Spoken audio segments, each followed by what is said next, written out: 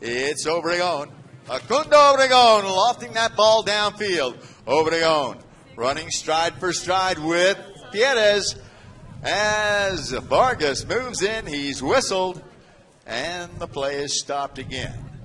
Umpire's whistle stops the play. And it looks like they'll place the ball down where the foul occurred in favor of Zakara. So the second penalty of the game goes in favor of Zakara where the foul occurred. This time it's going to be Mike Azzaro to take the penalty 5. Mike Azzaro dribbles once. Mike Azzaro sends one along the ground, trying to get it over to Facundo Pierres. The ball pushed out of there by Nero, but intercepted and sent forward. Laprida down to Pierres. Pierres with a long shot right there, beautifully done. And Facundo Pierres scores from about 85, 90 yards out. First goal of the game goes to Zakara. Facundo Pierres picking up the pass from teammate Magu Laprida, and Zakara gets the first goal of the game. Play comes back to the center line. Umpire's whistle stops the play. Timeout by the officials. Clock is stopped, 4:31. Yeah, that's an amazing run there. The guy, he's been the leading scorer in every game they played out here, and I think with all the confidence in the world, he went into that play. He sure did. I mean, there was no hesitation. He wasn't thinking about the condition of the field or anything else. It was a great follow-up play by Magula Prida to send that ball back up to him after he got hooked, and he felt confident and took a shot, and as you can tell, it was a beautiful shot. All right, so we're off and running. 4:31 is on the clock. It's 1-0 in favor of Zakara. There certainly is not an underdog here, Dale. Just because Lechuza is the defending champion doesn't mean they're an odds-on favorite to win either. No, like we talked about earlier, each team's got 2 players that are former winners of the U.S. Open. They know about the pressure, and they know how to play under these conditions. It should just be a fabulous game. And for those of you watching that are younger, Dale Smickless, you've been around the barn a couple of years, haven't you? Yes, sir. I'm still around the barn a little bit, and yes, I was at one time. I was here playing in the finals. All right, well, more about Dale here. Let's get back to Tony. Vargas, short backhander, taken away by Sapo Cassette. Cassette, the number 2 in white. Guillermo Cassette Jr. Cassette winds up, leaves the ball behind for Nero. Nero, it's stolen nicely by Facundo Pierres. Facundo Pierres moving the ball downfield. Facundo, miscues. The ball is off the field, and we'll have a bowl in by officials right there on the sideline. Okay. I don't know who's driving that golf cart down there, but you've got to watch the field, please. All right, the ball back into play. Nero intercepting, and the whistle sounds. And it looks like this penalty will be taken up to the center of the field.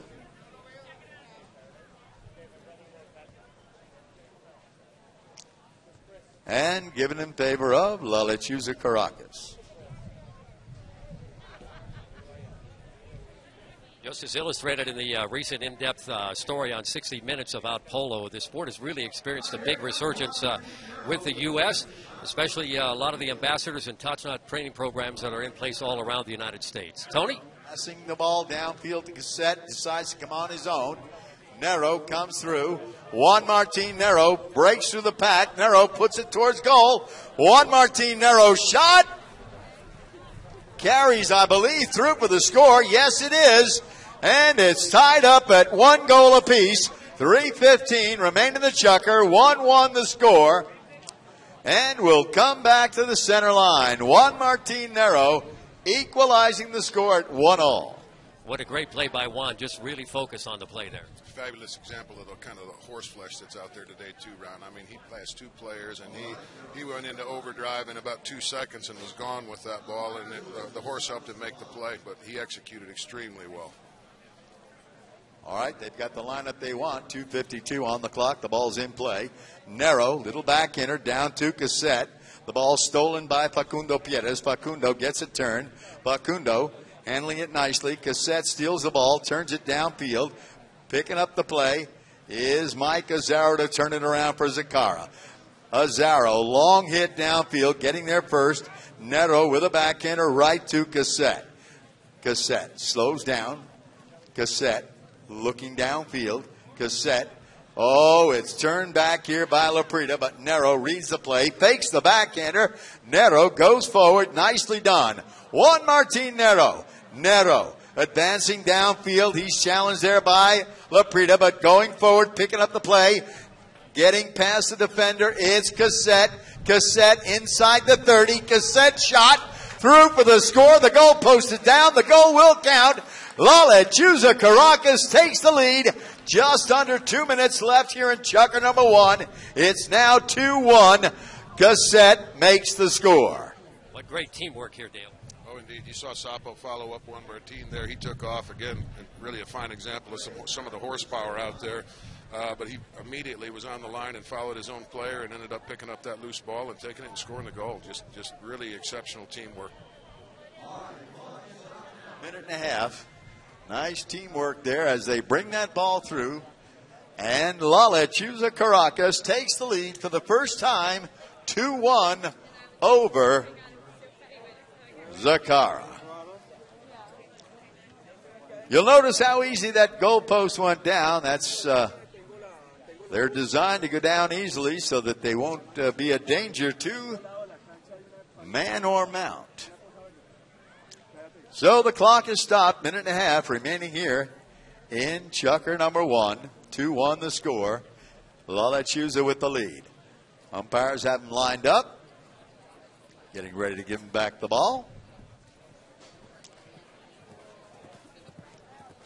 And the ball is back on the ground. Coming out of there first, it's Guillermo Cassette Jr. Sapo with a long bomb downfield. Facundo Obregon holding up the defending player. Obregon centering back shot. Nice. Oh, what a nice pick out of there by Pierres. Mike Azzaro miscues, and we have a whistle by the officials. Clock is stopped, 1:11. The ball is set down. Where the foul occurred, it will go in favor of Zakara. Facundo Pierres will take the free hit. Pierres dribbles once. Excuse me, that's Mike Azzaro. Mike Azzaro shot. Turn back Nero. Obregon carries it forward. Obregon with a backhander right to Nero. Juan Martin Nero. Nero winds up. Little cut shot. It heads towards goal. Oh! Just outside that left-hand post. 16 seconds till the warning horn. Will they line up in time for the penalty shot? Clock ticking down. Mike Azzaro behind the line for Zakara. Mike Azzaro brings it into play. There's the warning horn. 30 seconds left. Big hit across field to Pierres. Facundo Pierres slows down. Pierres taps once. Pierres looking for some place to hit. Pierres comes back to the center. Facundo Pierres. Facundo Pierres bringing the ball downfield. Facundo Pierres running out of time. He'll have to hit quickly. Facundo gets past Nero. Facundo Pierres just keeping that ball in front. Facundo, he's about 65 yards out. Runs out of time. That'll end the Chucker. 2-1. Lusa Caracas with the lead. 2-1 at the end of one full Chucker of play. Let's give both teams a big, big round of applause. They'll be back in just a few minutes. Great first Chucker. We want to take a break here and talk about the title sponsor. This is the Nespresso U.S. Open Polo Championship, and they've signed on board for a 2-year contract, and they put a 2-story pavilion into the northwest corner of the field here. It's been outstanding because you got a great view of the field. Let's find out a little bit more about Nespresso and their commitment to polo.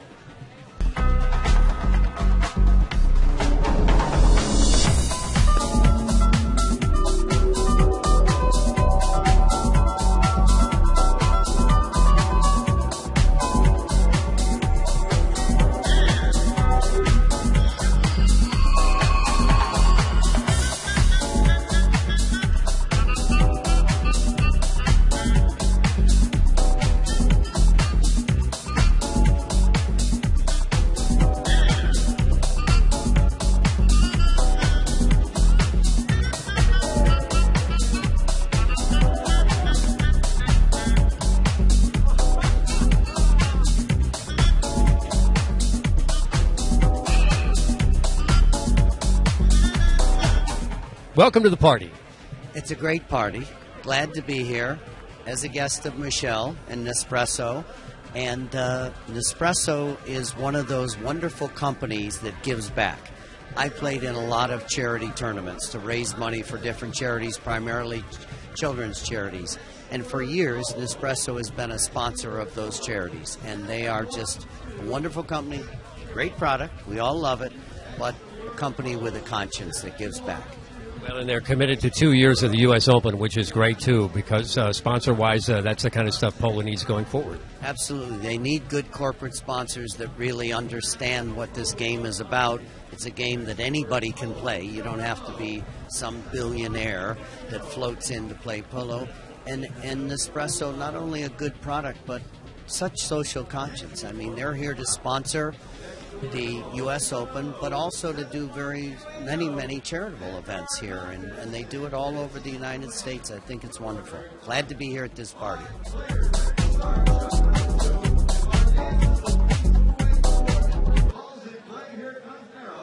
Martinero out of the pack with the ball for Lechuza.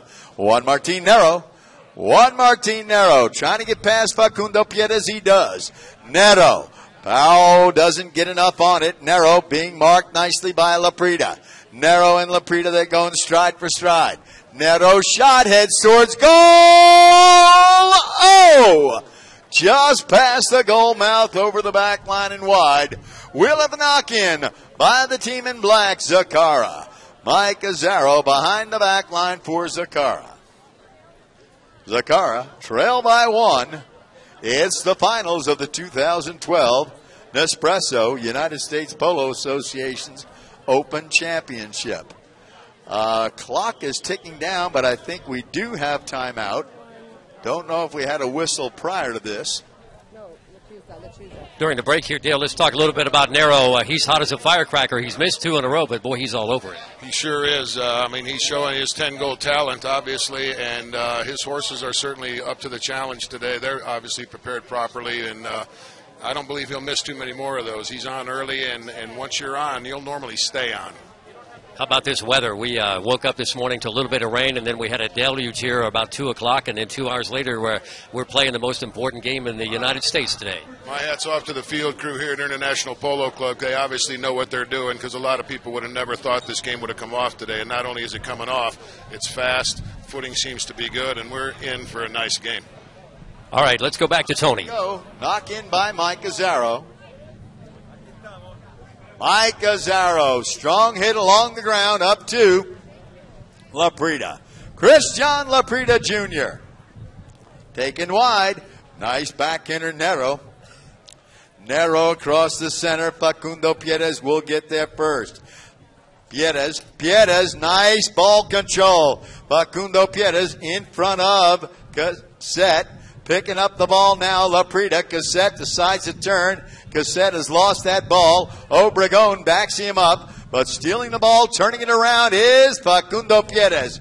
Piedras inside the 60, trying to get around Vargas. Vargas takes a swing. Piedras. Right there, we did have a whistle, I think. Yes, we did have a whistle. Clock is stopped, 5:46.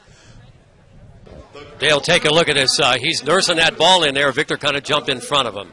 Yeah, that was the foul, and they tried to let it go. They didn't blow the whistle right away, but because of that hesitation, it really forced Facundo to give up Facundo to lose an opportunity to score the goal, and they had to blow the whistle. Did have a whistle. We did have a goal. The goal by Facundo Piedras. That's his second score of the game. All righty. Another whistle. Getting these players to line up correctly. Once he's got him there, he'll give him the ball. He does. Out of the pack, it's Facundo Obregon. Obregon takes it to the boards. Obregon goes for the bump. Now comes back to the ball. Leaves it behind Nero. Nero taken out of there by Piedras. Piedras turns. Cassette rides out the line. Officials blow the whistle. Let's see what they decide. Umpire's whistle stops the clock. Score tied, 2 goals each.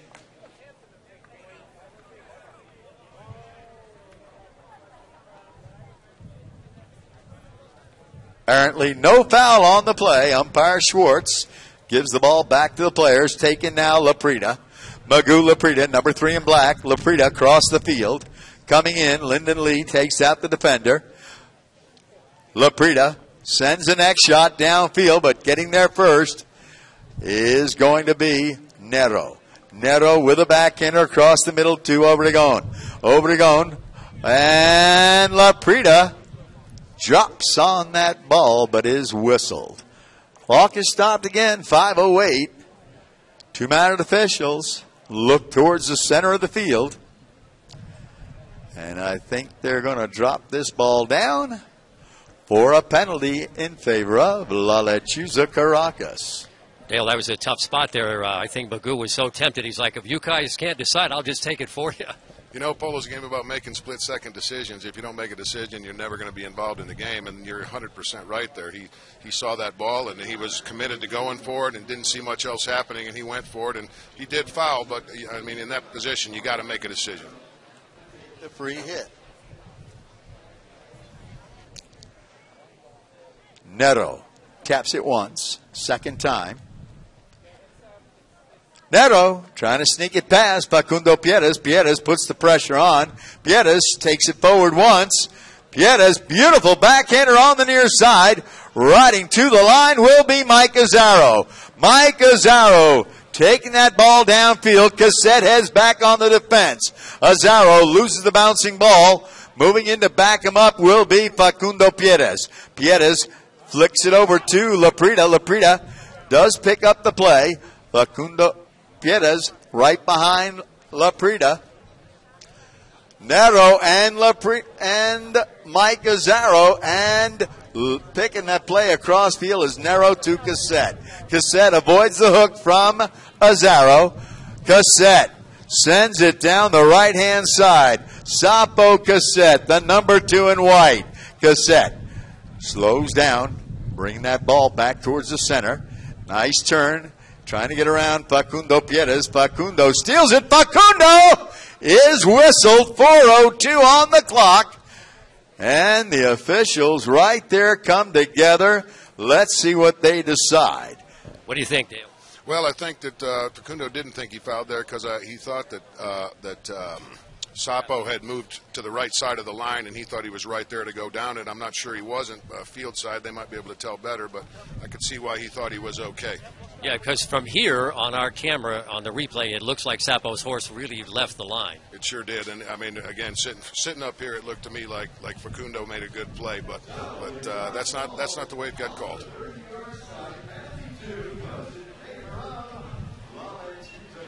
.402 left, Tony.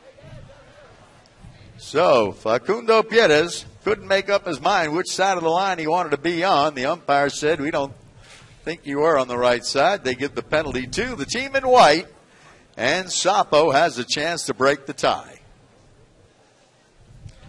Sapo shot in the air. It scores, and it's now La Lechuza Caracas 3, Zacara 2. Play will come back to the center line. La Lechuza Caracas regains the lead, 3-2 over Zacara.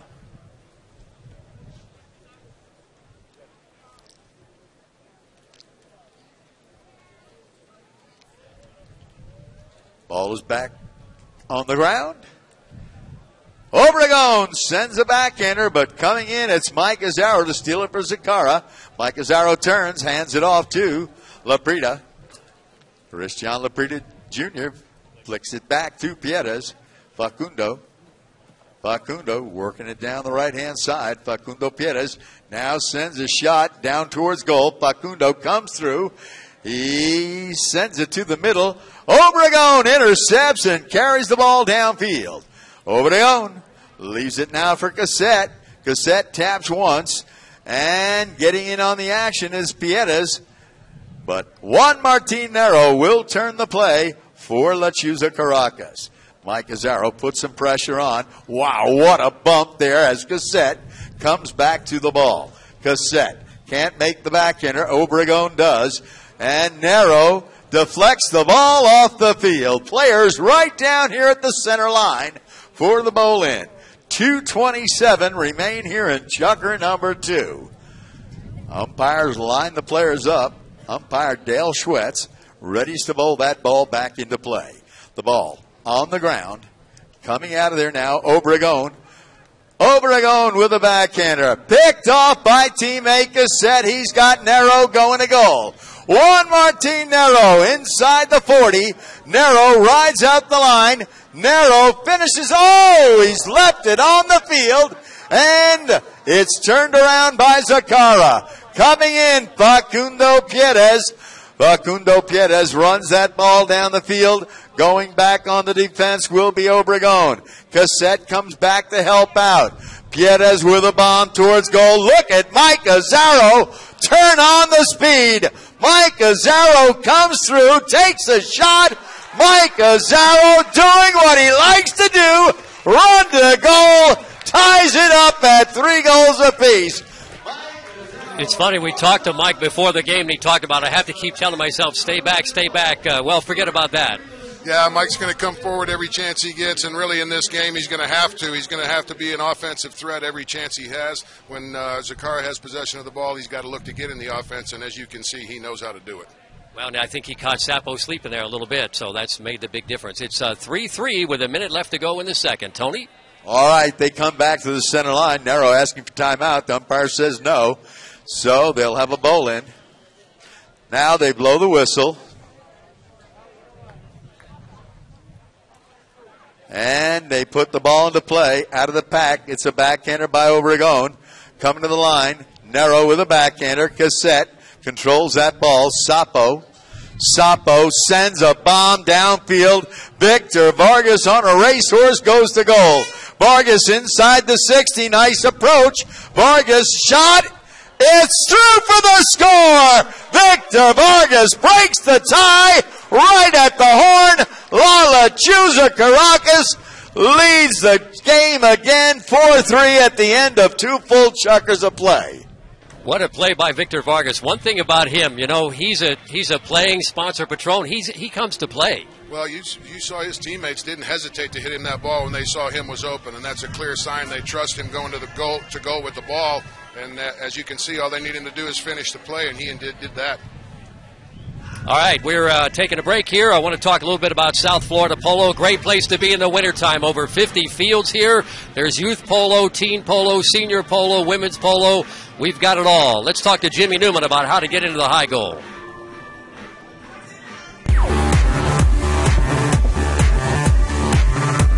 How does a guy end up, say, from Milwaukee or Chicago, ended up here where you can give him the big show, as we call it?